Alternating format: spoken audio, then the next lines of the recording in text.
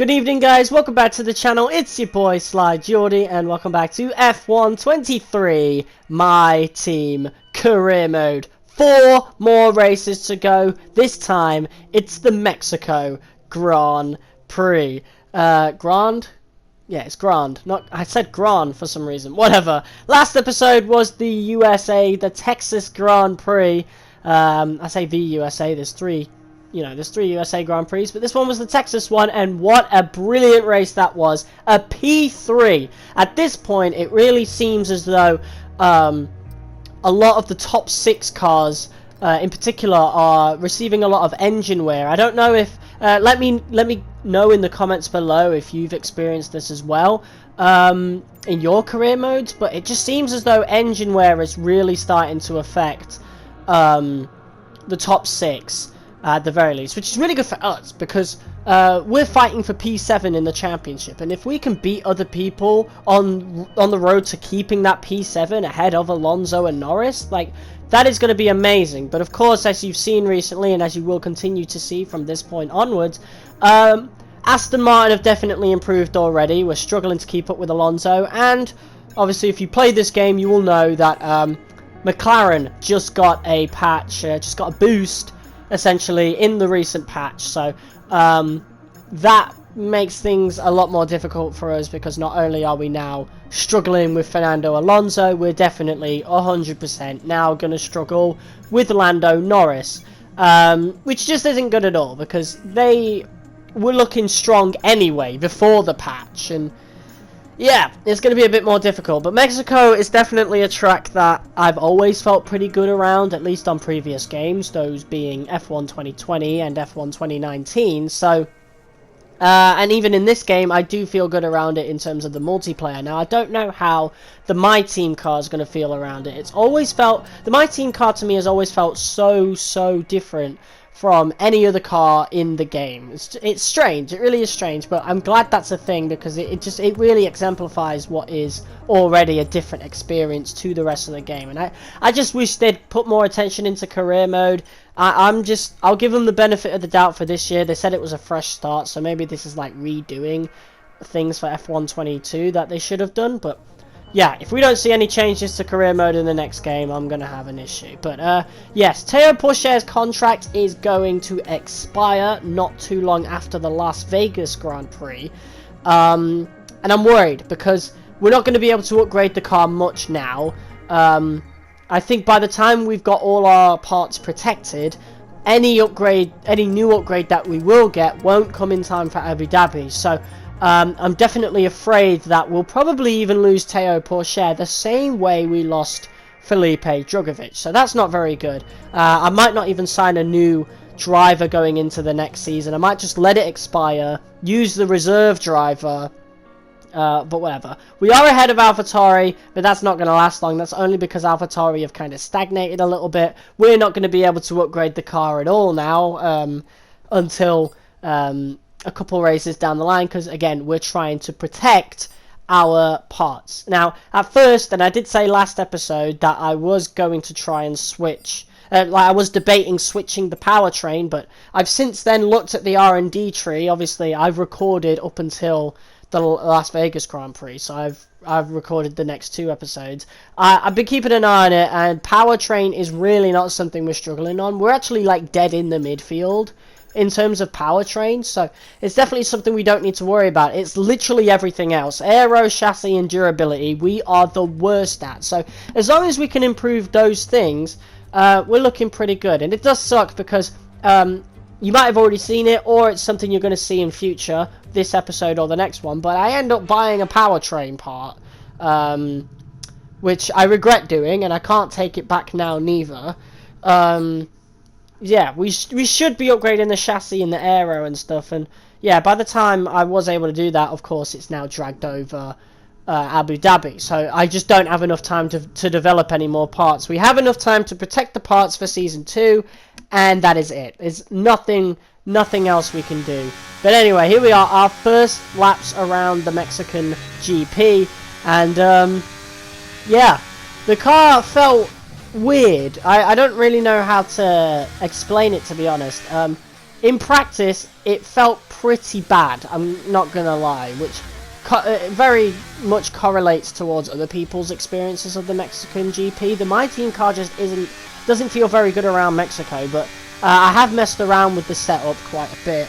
Obviously taking it all from online, and then obviously tweaked it to match what I would be comfortable with, and obviously I use the practice sessions quite a lot. Like, obviously I like getting the R&D points as well, but then there's also, I just like doing practice sessions casually. It's really cool. But in qualifying here, the car feels a lot better.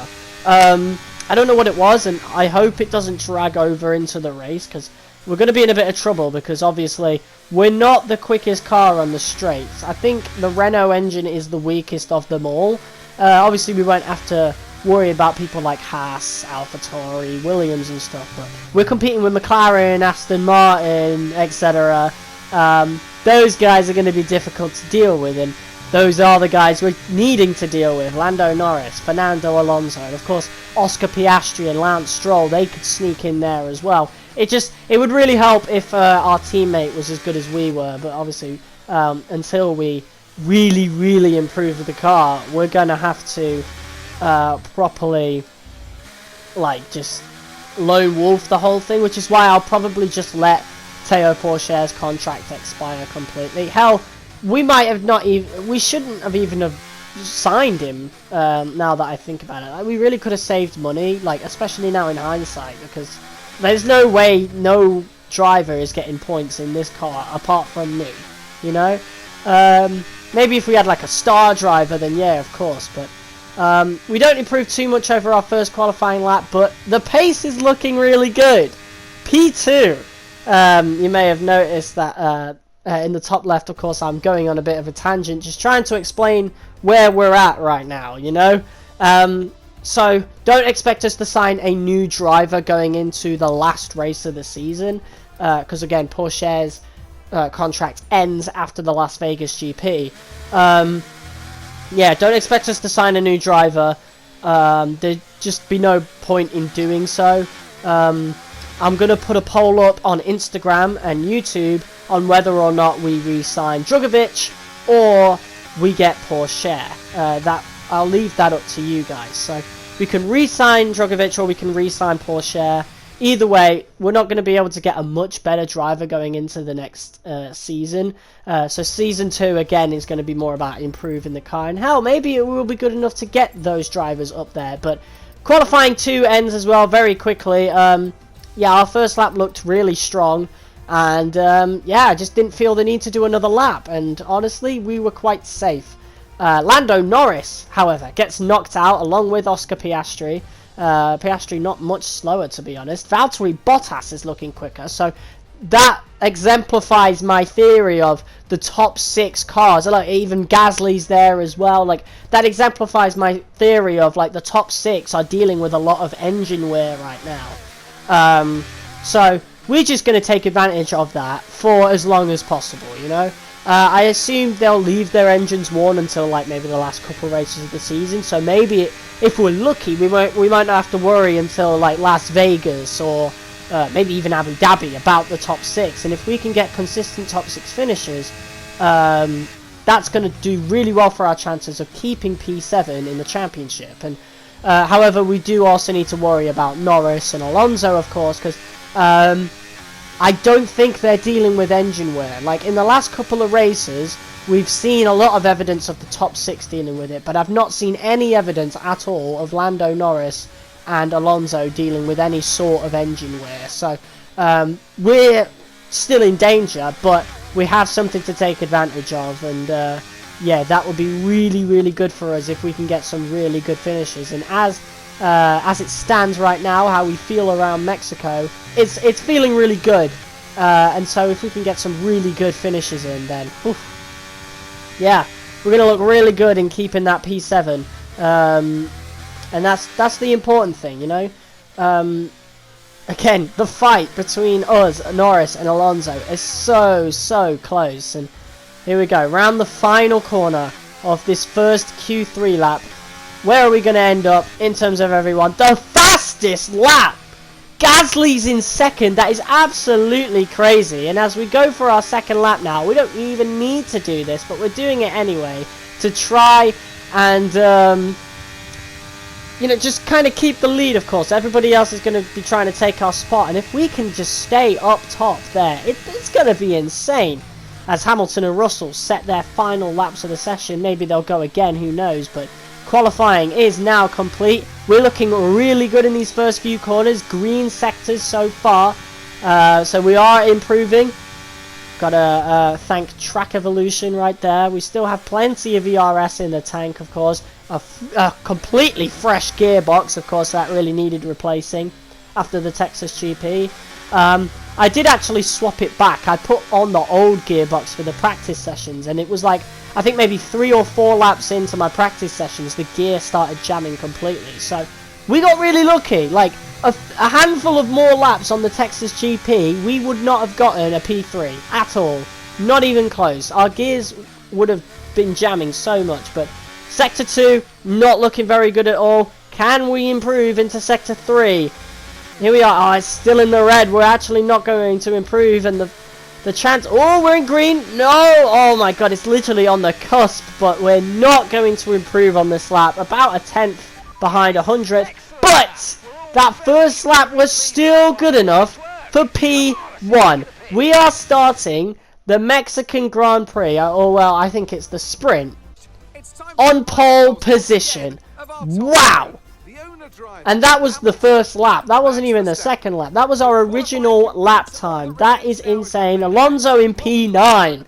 Norris in 11. Like, we're well away from these guys. So we're in our battle for P7. This is the best possible start. Wow. Okay, mate, so unfortunately we've picked up some grid penalties and we are going to start tomorrow's race further back than we expected.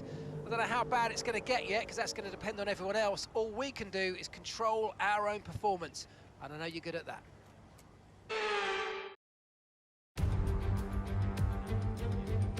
Back in the 60s, Mexico City would host the season-ending race, a party of motor racing.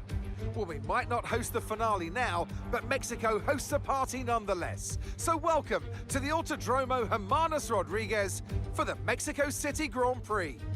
We're a long way above sea level here in Mexico today, which could pose some cooling issues for the cars as they make their way around this 2.6-mile lap. 17 corners with top speeds in excess of 220 miles per hour, and watch out for potential overtaking into turns 1 and 4. Before we begin, let's take a quick look at the grid lineup for today's race. Lewis Hamilton lines up on pole position, and starting next to them is George Russell. Looking down the rest of the grid, we have Gasly, Perez, the owner driver, Leclerc, Sainz, Fernando Alonso, Norris, Oscar Piastri, Joe, Verstappen, Ocon, Hülkenberg, Bottas, Tsunoda, Magnussen, Théo Pourchaire, Stroll, Albon, Sargent, and Nick de Vries. With preparations almost complete, let's head down to the track. Anthony Davidson joins me once again in the commentary box, and it's fantastic to have you with us here, but I'm curious, as a man with experience out on the track, how do you stop those pre-race nerves from becoming overwhelming when you're lining up on the grid? Well, I imagine they'll be starting to feel the adrenaline as they anticipate the rundown into turn 1, a bit like preparing to go into battle. The unknown situation will bring nerves, but that's a good thing. It will keep them focused on the moment and on their surroundings as we build towards the start of the Grand Prix. Well, I did kind of forget about the penalties we were taking with the new gearbox, and I'm pretty sure we may have put some other parts in as well for this Grand Prix, or maybe it'd be the next one. So we still have some old parts going into this Grand Prix, of course. It is the next one where I'll be putting in a whole new engine parts, just like we did for an earlier race in the season. So, yeah. So for the next 2 races, I think we'll be starting on penalties. Now, it will be worse in Brazil. 100% will be worse in Brazil because we'll be doing multiple new engine changes. But yeah, here I think it's just a 10 place penalty or maybe a 5 place grid penalty. I don't know, but I'm not sure what to do in terms of the strategy. So we're going to go 14 laps on the mediums, and then we're going to switch over to the hards. That is the initial strategy, but I'm going to leave it open to interpretation and see how we do. And yes, it is a 5 place grid penalty as we get underway for this formation lap. So not as bad as it will be in Brazil, because we're going to be using all new engine parts going into that one. Because we'll need it. Obviously, I don't want to do it for Las Vegas because, I mean, have you seen how tight the Las Vegas track is? And I don't want to do it. I don't fancy doing it for Abu Dhabi, you know?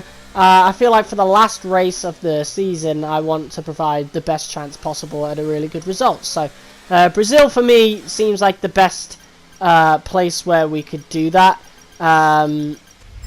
And I didn't feel like doing it for Mexico because, again, I remember how good I feel about this track in 2019 and 2020, and obviously on multiplayer sessions on here as well. So, yeah, I just wanted to only take the one that we really needed to take, and that was the gearbox penalty. So now we are going up to 5 red lights for the Mexican GP. And it's lights out, we are underway. It's a bad start for Checo, Sergio Perez, a bad start for George Russell as well, and it's an equally bad start for Hamilton, who is now under pressure from Gasly, as we now try to find our way past the two as we go all the way down into turn 1. It seems the bad start for Russell didn't really matter too much. He's right up the back of us still. Alonso is not too far behind. He's had a pretty good start. You may have seen him briefly, momentarily appear in the top 5 for a second there, so it was a really good start from the 2-time world champion. So we really need to keep an eye on him, of course. But we are in a podium position. Pierre Gasly is in P1, which I'm not too surprised about, given his pace in qualifying and the fact that he's starting on the soft tyres. But this is what I mean about engine wear. Like, it's clear that us Renault guys have been taking new engine parts. I just didn't think Gasly was going to be so good going into this weekend. It's really surprising, but I love it. I love it so much, especially for this YouTube series, you know? Because sometimes I feel as though, like, you guys might feel as though I've downed the difficulty. Like, I have not lowered the difficulty at all. It's still on 85%, the way it's been all season. I do play on controller, by the way. I am considering putting it up to 90%. I don't know whether I'll do that in Season 2, but I'm definitely doing it in Season 3 if we haven't. So we'll just see what happens. But for now, it is definitely still at 85%, which is why, like, I'm 99% sure that the reason the top 6 are so slow is because of engine wear. Although I don't think that necessarily applies to the Mercedes guys, and maybe not even Perez, who knows, but I know it definitely applies to the Ferraris. They're quite a while back.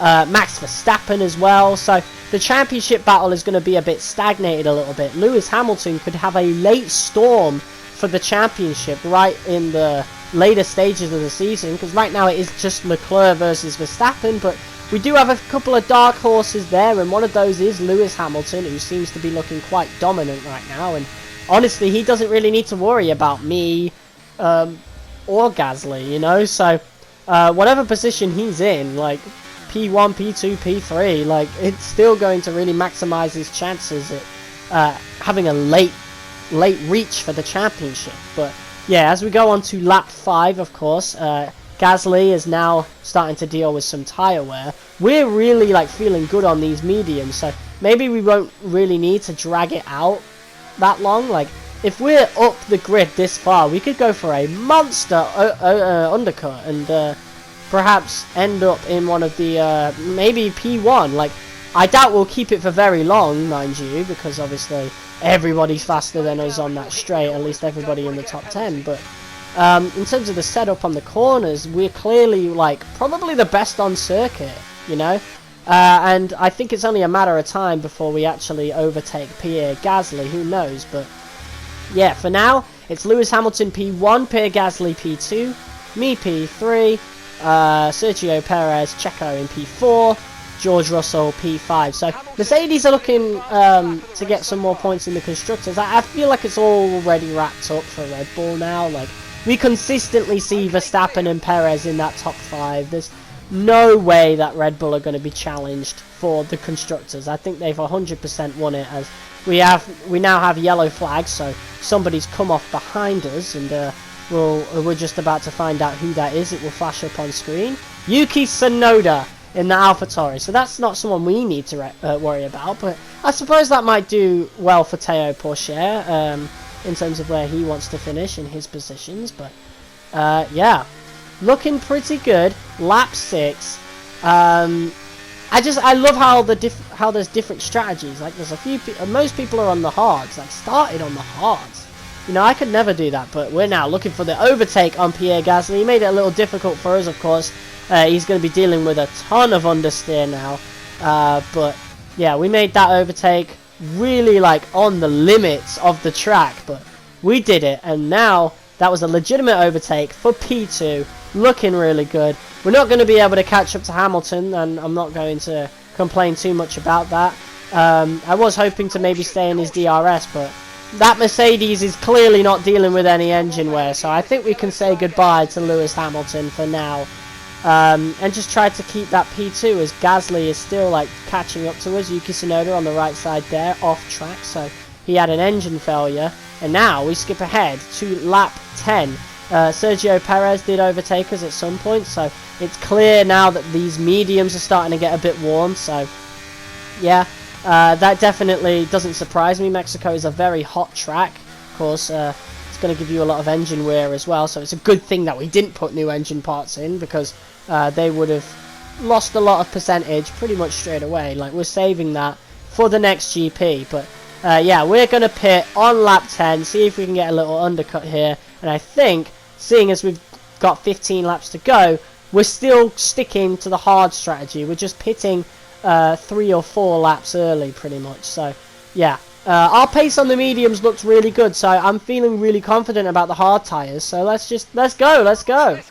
I'm excited. Stop time 2.4. Our pit crew is always looking pretty good. We very rarely get failures now. I don't know what happened there. Like, as soon as we upgraded it once, we just don't seem to, you know, get any failures now. Théo Pourchaire is beating Logan Sargent and Nick De Vries on track right now, which is a decent sign, I suppose. There is some sort of progress there. Like, we're making a ton of good progress in terms of, like, upgrading our second driver in terms of, like, the facilities and stuff. But yeah, it's not good enough, clearly, but I think that's mostly down to the car now, because Pourchaire's overall at this point is better than Sargent, it's better than De Vries, it's up there with Tsunoda, Guan Yu Zhou. Like, yeah, I think as long as we can get a better car, then yeah, it's definitely up there with Piastri as well. Like, as long as we can get a better car, we're in for a really good chance of getting double points. But for now, that might have to wait till Season 2. Maybe even Season 3. I don't know how the car is going to turn out for Season 2, and I like that. I like the fact that I don't know how it's going to end up, you know? I played MyTeam for the first time on F1 2020 this year. If you guys remember the first episode, you will know that, you know, I only started playing the F1 game properly this year, and so my first experience of MyTeam was on F1 2020, and, yeah. I only did 1 season, so the second season here is going to be a completely new territory for me. But yeah, I do hate overtaking these back markers here, because they're so slow. I mean, did you see that? We were pretty much pushing Logan Sargent through that final corner, but and that did cost us a little bit of time, but not enough to really worry about it, as we are now in P2, a proper P2. Nick De Vries is still going on those softs. It was a push that we were going on mediums till lap 14. What are they thinking on that AlphaTauri team? They must really be trying to maximise their chances of getting something out of this, after Tsunoda got eliminated from the race, obviously, due to his engine failure. But we skip ahead to lap 15. Sergio Perez does overtake us, and we're going to let him pass. We don't want to lose any time whatsoever to Lando Norris, and at some point, it's inevitable, George Russell is going to overtake us at some point as well. And again, we're going to let him pass, because why wouldn't we? Look how far back he is, almost a second behind on this straight. And this is why there's just absolutely no point in fighting him. They've probably not even got enough time to fight him. I think we might, like, on this corner, and we are going to fight him just a little bit, because we were ahead on that corner. That was our corner to claim, but yeah, he pulled on us almost a second. Almost a second. So that's why I'm not fighting those guys, especially the ones with no engine wear. Like, they're just not in our battle anyway, and I've kind of made that a point in recent races, so you're going to see that in future as well, that I just don't fight these guys anymore. You know, like I fought Verstappen and Sainz at Silverstone, you know? Like, I'm not going to be doing that anymore, because they're quite frankly not in my battle. I think the only way I would fight them is if Alonso or Norris, or both, are in front of me. But yeah, nothing to worry about at all. We seem to be doing really well. Of course, that straight is definitely not good for us at all. You can tell the Mercedes engine is so much better than the Renault engine right now, as they just keep pulling on me. But there's 2 laps to go, and so maybe, just maybe, they could start fighting each other. Wouldn't that be cool? But yeah, as it stands, Alonso is going to overtake me going into the final lap, and then yeah, we've lost points to them. So we've really got to hope they start fighting or something, as that is exactly what's happening. They are fighting. Fernando Alonso and Lando Norris fighting for that position, and there you see me. We've gained time on them now, almost 2 seconds gained. That's just absolutely amazing. Like, as soon as I mean, obviously it's not a coincidence that I was talking about it, but I remember experiencing it when I was recording the footage. Like, I was getting really worried about it, because they really pulled on me down on the straight, which I didn't, like, I wasn't surprised at all. And then suddenly, like, I saw the times, they were getting further and further away, and obviously, as you saw there, I pulled up the instant replay. So yeah, they started fighting each other, and they've just, yeah, to the complete detriment of each other. They could have at least gained 1 position each, had they just been patient and both overtaken me on the next lap. But that's not going to happen now. We have claimed a genuine P4. Like, the Ferraris, nowhere in sight.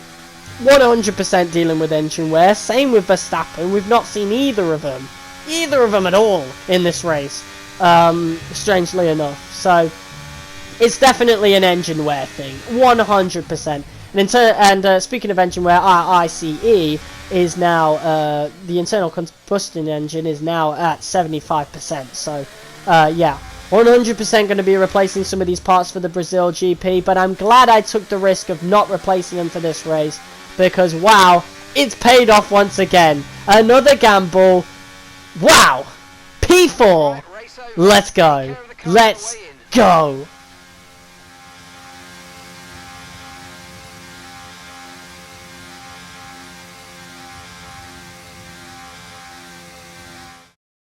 Yet another historic win under their belts. Well done to the whole team at Mercedes. Tell me, Ant, how do you think they were able to deliver such an incredible result today? I really feel the track layout combined with the track temperatures we saw today suited their car.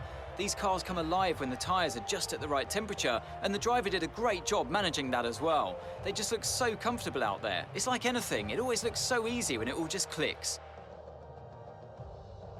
Well, Mercedes are on top form once again after an excellent race weekend. It's great to see them up on that podium once again. Well, Lewis Hamilton is making a late charge for the title. Of course, Mercedes finally got some of their initial problems out of the way in terms of their car, and Lewis Hamilton is now eyeing up an 8th title, a late charge. And honestly, right now, best timing ever for Leclerc and Verstappen to start dealing with some engine wear. Maybe they're playing it a little safe, like maybe they want to have their fresh engine parts right at the end of the season, but this is complete domination from Mercedes as of right now. Of course, I don't think Red Bull have to worry about the constructors at all, but yeah, in terms of the actual championship, Lewis Hamilton is going to be quickly pulling points. I mean, look, Leclerc 7th, Verstappen 9th. Like, they've really got to watch out, and especially Verstappen, bro. Like, Verstappen he's really got to get those parts in order as Leclerc takes the lead of the championship. And of course, Hamilton, the dark horse for the championship right there. It's going to be, wow, a four-way battle because Perez is still there, of course. And we're starting to gain on McLaren. So, yeah, we could actually get P4 in the Constructors because Oscar Piastri and Lance Stroll they aren't pulling points. It's literally me, Alonso and Norris. We're carrying our teams. It's insane, and it's so exciting going into the end of the season. I'm so excited to just play it and just see if we can really pull it off. If we can pull off P4 in the Constructors, one-man team literally, and being able to beat Norris and Alonso for that P7. I don't know, it's crazy. But the next episode will be the Brazil GP. It's going to be a difficult one. It will be a last two question mark race, simply because of all the new parts that we will be getting. But as of now, that is the end of this episode of F1 23 My Team Career Mode. If you guys liked it, be sure to hit that like button as hard as you possibly can, comment, share and subscribe, and I will see you all in the next video. Until next time, peace.